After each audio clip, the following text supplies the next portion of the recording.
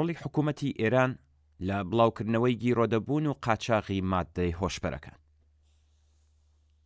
گیرۆدەبوون بە ماددە هۆشبەرەکان لە کۆمەڵگای ئێراندا بەردەوام پەرەدەستێنێ.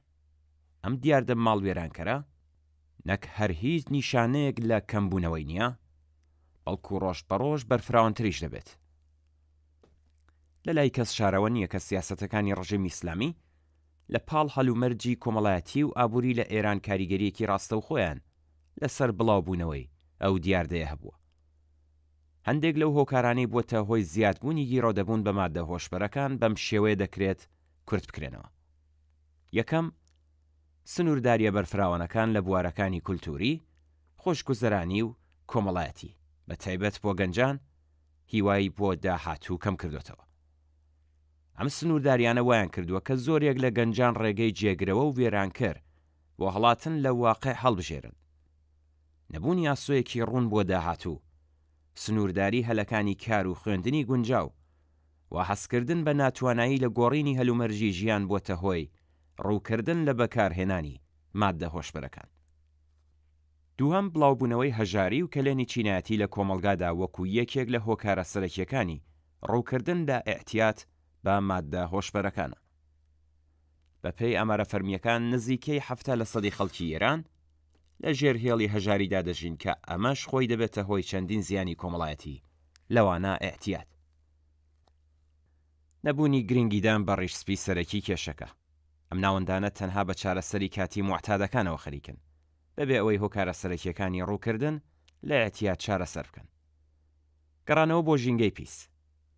دوای ماوەی چارەسەری کەسەکان دووبارە دەگەڕێنەوە بۆ هەمان ژینگە و هەلومەرجی کە بۆتە هۆی گیرۆدەبوونیان. نەبوونی بەرنامەی کاریگەری چاکبوونەوە. کەمبوونی بەرنامەی چاکبوونەوەی تەواو و فێرکردنی پیشە و پشتگیریە کۆمەڵایەتیەکان دوای تەرککردن دەبێتە هۆی گەڕانەوەی دووبارە بۆ بازنەی ئێحتیات. ڕژیمی کۆماری ئیسلامی ماددە هۆشبەرەکان هەم وەکو ئامرازێک بۆ پاسیڤکردنی گەنجان لە ناو خۆی وڵات بەکاردێنێت و هەم وەکو سیاسەتێکی ناوچەیی بەکاری بەڕێوە دەبات. سەرەڕای هەلومەرجی ناوخۆی ڕۆڵی حکوومەتی ئێران لە بازرگانی ماددە هۆشبەرەکاندا جێگەی سەرنجە. ئەم سیاسەتە بە تایبەتی لە وڵاتانی سووریا، عێراق و تا ڕادەیەک ئوردۆن وەکو سیاسەتێکی ناوچەیی پەیڕەو کراوە. بۆ نمونە تا پێش شەڕی 8 ساڵە ئێران و عێراق لە وڵاتی عێراق ژمارەی موعتادەکان بە ماددە هۆشبەرەکان نزیکەی 0 بوو. بەڵام ئێستا لە هەرێمی کوردستان ئێحتیات بە ماددە هۆشبەرەکان بۆتە کێشەیەکی کۆمەڵایەتی مەترسیدار. وڵاتی سووریا کە پێش ڕاپەڕینەکانی بەهاری عەرەبی یەکێک بوو لە وڵاتانەی کە ئێحتیات بە ماددە هۆشبەرەکان تێیدا زۆر کەم بوو، لە کاتێکدا هەر ئەم وڵاتە بەهۆی حوزوری کۆماری ئیسلامی بووە یەکێک لە گەورەترین تەرمیناڵەکانی گواستنەوەی ماددە هۆشبەرەکان لە ناوچەکە و بڵاوکردنەوەی لە ناوخۆدا. تا ئەو ڕادەی کە سووریای بە شارەسەد ببووە گەورەترین بەرهەمهێنەری حەبە ڕەوانگەردانەکان لە جیهاندا. بە پەرەسەندی نفوزی کۆماری ئیسلامی لە لوبنان هەمان بەڵا بەسەر کۆمەڵگای لوبنانیش داهات. هەوڵەکان بۆ ڕاکێشانی ئوردۆن بۆ ئەم لیستە تا ئێستاش بەردەوامە. داهاتی قاچاغی ماددە هۆشبەرەکان سەرچاوەیەکی بەرچاوە بۆ دابینکردنی تێچووی گروپە نیابەتیەکانی کۆماری ئیسلامی لە ناوچەکەدا.